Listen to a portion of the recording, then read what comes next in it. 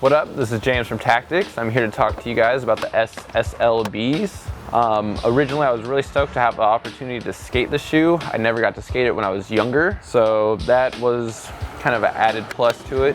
Fresh out the box, this was a somewhat kind of stiff shoe just because there's a lot going on up in here.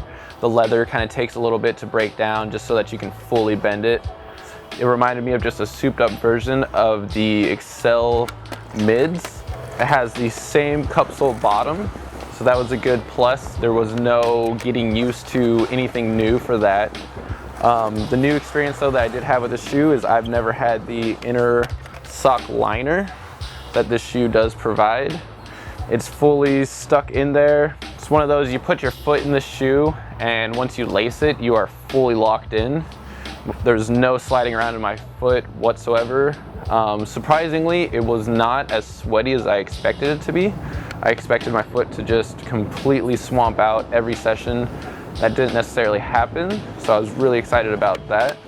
One of my biggest flaws with this shoe, I would have to say, is this leather doesn't necessarily go all the way down to the cupsole. It just only meets that lining right here. So when you do rip it, it kind of comes undone right there, and then it just gets really loose.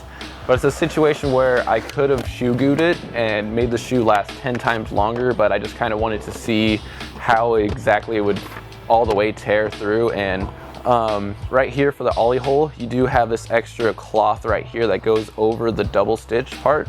So that did last a while. I've been skating these for about a month and a half and I just finally made my way through that. So that's always a good thing. I feel like if any shoe lasts over a month, I feel like you're kind of winning when it comes to skateboarding and picking your shoes out. For the sole, like I mentioned earlier, it is the same as the Insole Slims. I always feel like it doesn't get too smooth. It's not one of those shoes where the soles go flat or smooth really quickly. I feel like it kind of has a long life.